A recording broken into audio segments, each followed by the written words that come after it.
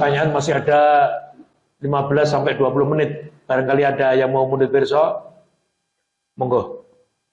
Monggo. Kalau diperuntukkan sholat Fardhu ini atau sholat ringan. Nggih. Sholat sunat ringan itu sholat sunat yang dikerjakan tanpa membaca Surat. Kecuali Al-Fatihah. Ya.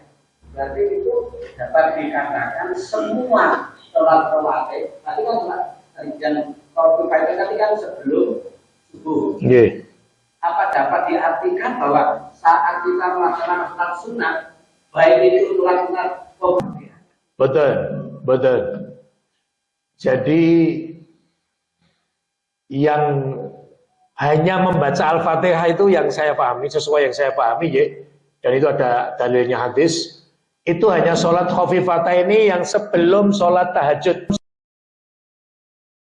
Karena itu didukung hadis. Ada salah satu sahabat nginep di rumahnya Rasul, gitu. Kepengin ngerti Nabi yang dalu piye. Dia izin Nabi, lu aja ngenger nanu tembriki. Oh iya. Kemudian Nabi malam-malam bangun. Dia juga bangun, rumahnya dia ngindek terus Nabi bungu, dia tangi. Terus Nabi wudu, diambilkan wudu sama dia. Terus Nabi sholat. Nabi sholat 2 rakaat ringan. Ini dalam hadis. Dilalah kiai niki mireng. Aku ngerti kanjeng Nabi mocone membaca Subhanadzil mulki. Niki doa iftitahnya. Wal malakuti wal jabaruti wal kibriyai wal adhamah. Kemudian baca Al-Fatihah terus ruku.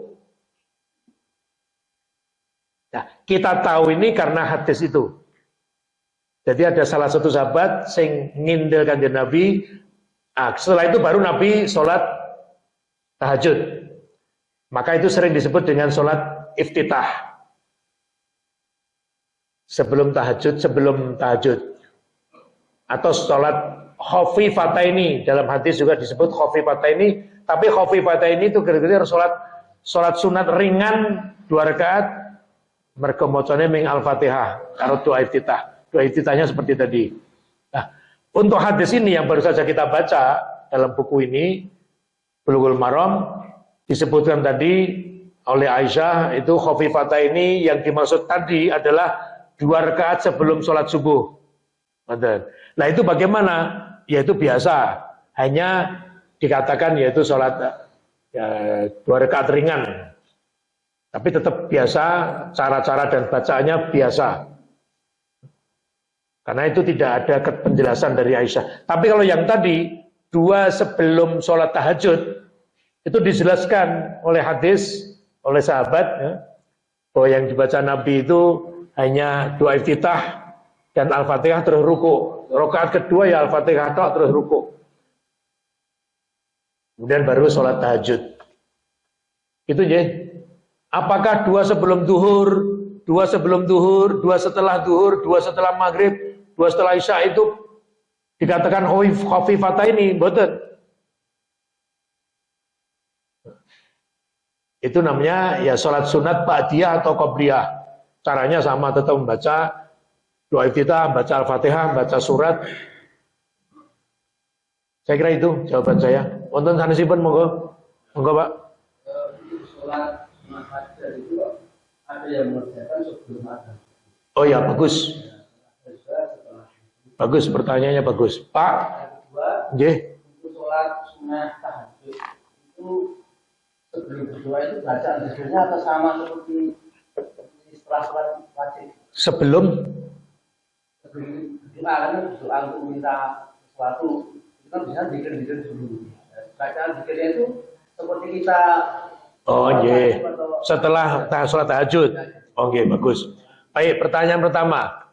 Pak, ada yang menjalankan, mengamalkan sholat sunat 2 rakaat qobliyah subuh itu maksudnya sebelum manjing subuh. Oke. Ini bahkan saya pernah ketemu langsung dengan pelakunya, orang. Dan itu juga orang Muhammadiyah. Nah, aku lagi ngerti nek DE ternyata dia memahami 2 rakaat sebelum subuh itu sebelum manjing subuh. Saya baru itu memahaminya. Tidak perlu saya sebutkan orangnya karena tidak ada di sini. Jauh dari sini. Oh ada. Oh ya ampun, saya tanyakan dia. Bahkan saya sempat bertanya sampai saya ulang berkali-kali. 4 mata. Apa betul penjenengan memahami 2 rakaat sebelum subuh itu 2 rakaat sebelum manjing subuh? Nggih, Pak. Dan saya ngomong sama dia, oh nek ngoten saya dan panjenengan beda. Saya berbeda dengan Anda. Kalau saya, menurut saya yang disebut lebih baik daripada dunia seisinya itu 2 rakaat sebelum subuh itu sebelum nindake sholat subuh ning pun manjing subuh. Wah, waktu itu saya sempat mencari hadis dalil-dalil yang membuktikan bahwa 2 rakaat sebelum subuh itu wis manjing subuh tapi durung subuh, durung sholat subuh. Ketemu saya. Hadisnya begini. Nabi sholat malam, ya, tahajud, witir dan sebagainya. Terus Nabi itu napa? Kelekaran lah, bahasa Jawa, kelekaran. Tidur kelekaran. Sampai Bilal datang. Nabi subuh. Kira-kira karung rada gugah membangun karena menganggap Nabi tidur. Nabi subuh ya. Terus Nabi bangun, terus kemudian Nabi sholat 2 rakaat di tempat itu, di tempat dia tidur. Nabi sholat 2 rakaat, baru dia berangkat ke masjid. Karena Nabi tidak pernah sholat wajib nang omahe ora tahu. Kemudian dia berangkat. Ini bukti bahwa 2 rakaat qobliyah subuh itu 2 rakaat wis manjing subuh ning durung sholat subuh. Tadi cedok tadi. Tapi dia masih, orang tadi masih berpikir seperti itu. Nek saya ya wes, kowe urusanmu, kowe duwe pendapat kok ngono ya ora apa-apa. Ning nek saya 2 rakaat qobliyah subuh itu wis manjing subuh ning durung sholat subuh. Nah, gitu. Nggih. Dia mengatakan bukan sholat sunat fajar. Lah iya. Sholat sunat fajar itu sama. Oke, nah nanti saya jelaskan lagi. Sekarang saya tambahkan penjelasan saya. Saya katakan, yen ana wong Islam sholat sunat waktunya itu sebelum adzan subuh, dia sholat sunat, itu namanya sholat lail. Tidak ada lain. Sholat lail.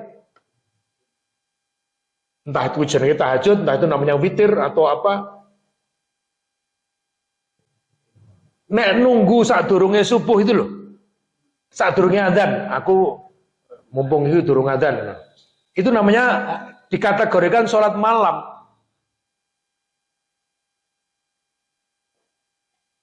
Nah, makanya ini tadi saya perlu jelaskan berkali-kali. Sebelum subuh itu bukan sebelum masuk manjing subuh. Wes manjing subuh neng durung sholat subuh. Itu yang dikatakan lebih baik daripada dunia dan seisinya. Tapi ya monggo, nek ana sing duwe pendapat ngono, ya itu silahkan. Atau minimal jane saya kepingin tolong tunjukkan kepada kami dalil yang menunjukkan bahwa 2 sebelum subuh itu 2 sebelum masuk waktu subuh. Coba tolong mana dalilnya? Menurut saya, yen ana wong nindakake salat sunat sebelum adzan subuh, itu namanya salat malam atau qiyamul lail. Karena apa?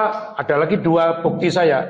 Nabi mengatakan, yen kue tangi turu kok samar, khawatir akan segera keterjang masuk subuh, sholatlah kamu 1 rakaat saja sebagai witirmu malam itu.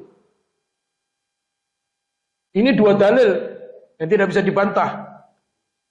Nabi mengatakan kalau kamu bangun kok rada kawanan, kowe duwe feeling, duwe perasaan meh bae iki adzan subuh wis meh cedhak, Nabi masih ndawuhi salat sak rakaat bae untuk sholat witirmu malam itu. Artinya kalau sebelum adzan subuh, sholat sunat semuanya itu harus dikategorikan sebagai sholat malam. Dengan tadi Nabi rada kelekaran bar salat tahajud, menanti subuh itu Nabi biasanya sare gitu kelekaran, digugah. Tapi Nabi subuh tangi langsung 2 rakaat, baru dia keluar rumah masuk ke masjid imami. Itu ya. Jadi bagaimana Pak ada orang yang sholat sunat qobliyah subuh itu sebelum manjing subuh? Ya biarkan dia. Nek penyen wani takon. Ya sholat nopo? Qobliyah subuh. Oh, penyen ngeten, ampun disalahke. Nek menurut kula qobliyah subuh itu pun masuk waktu subuh ning durung sholat subuh. Oh mboten, umpamane dhek ngayal. Lah, nek penyen wani ya ada baiknya takon, lah dalile kira-kira nopo? Dalil itu hanya Nabi atau Quran ya, hanya ada 2. Dalil penyen nopo? Nek sing menunjukkan jelas loh bahwa sholat sunat saat durungnya adzan subuh itu namanya qobliyah subuh kuwi endi? Buktine endi? Kalau kami tadi saya sampaikan panjenengan ada 2 dalil. Dan didukung hadis semua duanya. Nabi sholat tahajud kemudian layah-layah, teturon gitu, kelekaran. Bilal bangun, datang Nabi subuh Nabi ya, terus sholat sunat 2 rakaat, keluar rumah ngimami. Yang nomor 2 Nabi mengatakan kalau kamu bangun tangi-tangi kok wis meh adzan subuh menurutmu sholat atau sunat rakaat sak rakaat karena belum adzan subuh ning takut kalau segera subuh karepe yen nganggo tahajud nganggo runono ndak entek waktune salat wae siji sak rakaat sebagai witirmu malam itu. Nah, ini 2 ini membuktikan. Namanya boleh fajar subuh, namanya qobliyah subuh, namanya khafifatain, namanya apa? Nama-nama itu pokoknya salatnya ya kuwi. Wis manjing subuh ning durung salat subuh. Manjing ini bisa didahului dengan adzan. Ning ya sok-sok tanpa adzan. Lho kok iya? Iya. Listriknya mati ora nek wong adzan sak kecamatan. Atau nomor 2 panjenengan piknik ning dhuwur gunung apa ning Bromo. Kono wong Hindu kabeh ora nek wong adzan, panjenengan mbok tunggu tekan jam 10 nganti sesuk meneh ya ora nek wong adzan. Jadi jangan terpukau dengan adzan. Ada cara kedua untuk mengetahui waktu sholat. Pakai jam. Pakai aplikasi. Wah, ini bisa adzan. Jadi saya kira gitu. Yang lain, monggo pertanyaan. Silakan. Yang positif adalah orang wajib itu terkait dengan mengikuti sholat wajibnya atau yang mengikuti nanti dan digalang. Dua-duanya. Jadi Nabi kaya-kaya ora tau ninggalke dipentingke tenan. Jelas yang dipentingin Nabi yang disebut rawatib itu adalah sholat sunat yang mengikuti fardu. Kalau tahajud, ya, duha itu ya ditindakin Nabi. Tapi tidak ada hubungan dengan sholat fardu. Kalau yang rawatib tadi berhubungan. Artinya sing melu, sing ngintil sebelumnya maupun setelahnya. Gitu. Jadi dua-duanya menurut saya ya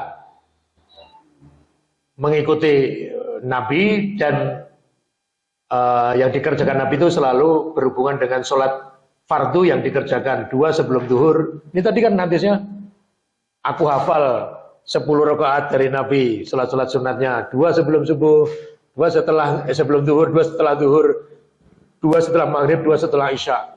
Itu artinya beriringan, mengiringi. Walaupun lenindake boleh selisih 1 jam, setengah jam. Misalnya berduhur itu kan sebelum ngasar panjang. Atau habis isya itu ya panjang, monggo. Saya kira itu monggo yang lain. Benar, kalau terkait dengan orang yang mengerjakan sholat sunat yang tidak terlalu itu misalnya ada yang menjalankan sebelum asar dan menjalankan zuhur atau sebelum maghrib. Dia mengatakan sholat sunat rawatib gitu. Ya, gini, itu boleh dan berpahala ganjaran. Adapun mengenai istilah, dia mengatakan rawatib ya nggak apa-apa lah, karena pengertian itu bisa saja berbeda.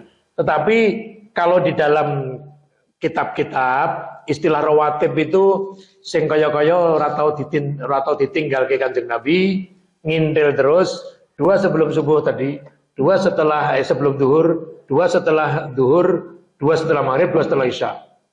Kan tadi sudah saya sampaikan. Tambahan wonten hadis menika wonten hadis sanes, sebelum asar boleh 2, boleh 4. Ada hadisnya, hanya Nabi orang mesti nindake. 2 sebelum maghrib ada. Bahkan Nabi mengatakan 3 kali, sopo sing gelem tindakno 2 sebelum maghrib. Hanya Nabi tidak continue, maka tidak dikelompokkan sebagai sunnah rawatib. Rawatib ini mengikuti Nabi atau mengikuti sholatnya? Ya loro-loro nih, karena Nabi yang mengikuti sholatnya, kita mengikuti Nabi. Kira-kira gitu. Punten malih, monggo. Masih ada 5 menit, monggo Ibu.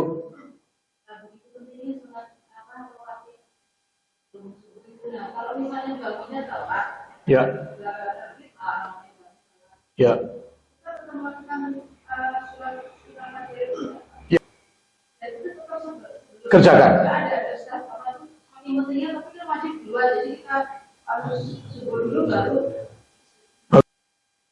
Nah, tentu kita evaluasi. Kenapa kok sholat subuhnya sampai jam 6 misalnya? Anak-anak sudah mulai pamit minta sangu arep mangkat sekolah kok ibune bapaknya lagi tangi. Nah, misalnya ternyata tanggal tua, tanggal tua sholatnya subuh telat. Nah, ini harus kita evaluasi. Tapi kalau karena betul-betul tidak ada yang bangunkan, nyenyak, turu dewe, atau mungkin habis minum obat apa itu udah tangi-tangi. Nabi pernah sholat subuh itu sudah agak panas, Nabi pernah. Jadi nek punya keturun urane sing tangi itu hidup-hidup itu itba Nabi bener mawon. Nah, iya, karena Nabi pernah.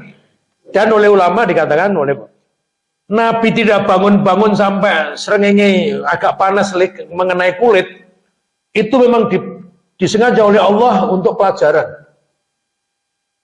Pelajaran bagi umat Islam bahwa sholat itu awal waktu, tepat waktu. Hanya kalau orang terlupa, orang tertidur, maka qadha'nya, cara mengerjakannya begitu dia tahu, begitu dia ingat, begitu dia bangun, sholat.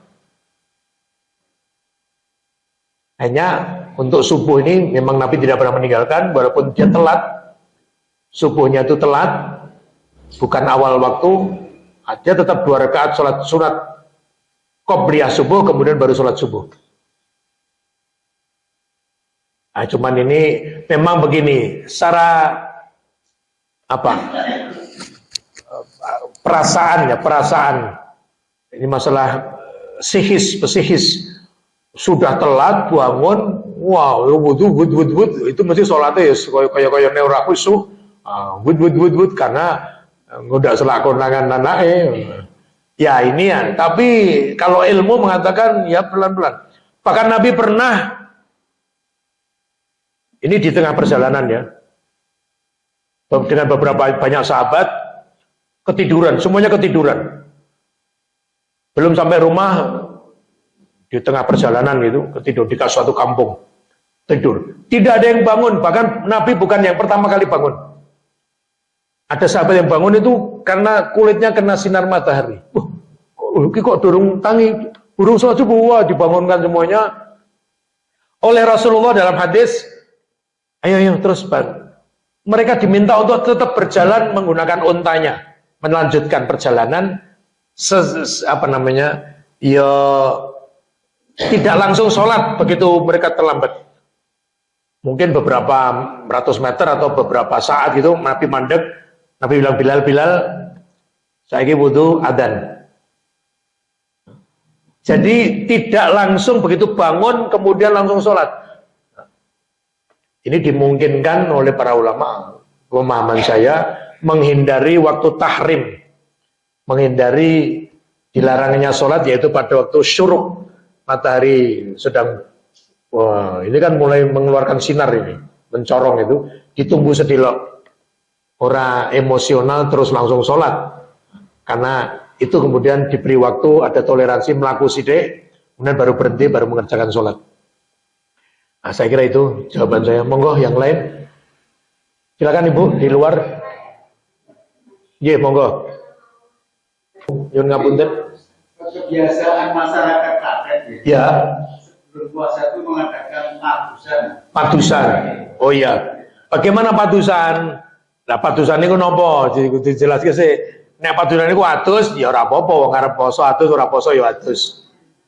Hanya kalau itu yang sesuai yang saya pahami, padusan itu pergi ke satu tempat, kemudian ya atus tenan nyemplung yang terjadi misalnya di Pengging, di Rowo apa? Rowo Jombor apa itu? Rowo Bening atau ini apa namanya? Tulung itu apa? Cokro Tulung apa? Itu sesuatu yang kalau ada kepercayaan, kalau ada muatan-muatan kepercayaan, iki yen arep poso kudu padusan sik lah ini itu tidak ada. Mboten enten tuntunane. Napa meleh wong nek arep rono iki jane wis mikir wah iki engko atus dadi siji karo cewek-cewek ada udo. Ini iki pun elek. Ora usah dijawab yen wis ngerti jawabane. Nggih, ora usah poso hari-hari biasa wae nek memang niate arep ciblon napa weruh wong ayu-ayu udo, niki pun urung mangkate wis dibiji elek. Nah, saya kira gitu. Jadi ya, tidak usah dihubungkan dengan Ramadan. Orang Ramadan kuwi kok ngono kuwi bijine elek. Lah sebetulnya mungkin ya, mungkin. Ini saya tidak tahu tapi mungkin. Ulama-ulama dulu itu kalau mau puasa itu ada tazkiyatun nafsi. Tazkiyah itu pensucian. Nafsi itu jiwa. Jadi pensucian jiwa. Nah, ini mungkin terus diterjemahke wong Jawa ya mensucikan jiwa iki piye apa ya ditokke sik atine dikumbah. Ini saniki amblus-amblus napa ambyur-ambyur niku karepe ya mbuh ki mungkin wong Jawa mbiyen ora tau poso ora tau salat saiki dikramasi dicemplung-cemplungke ning umbul. Niku wallahu alam, tetapi zaman sudah berbeda. Nah, ini masalahnya gini. Ini nanti jawaban saya bisa berkembang macam-macam. Kalau itu ditinjau dari segi bupati ini menghidup-hidupkan karena ini income, gitu.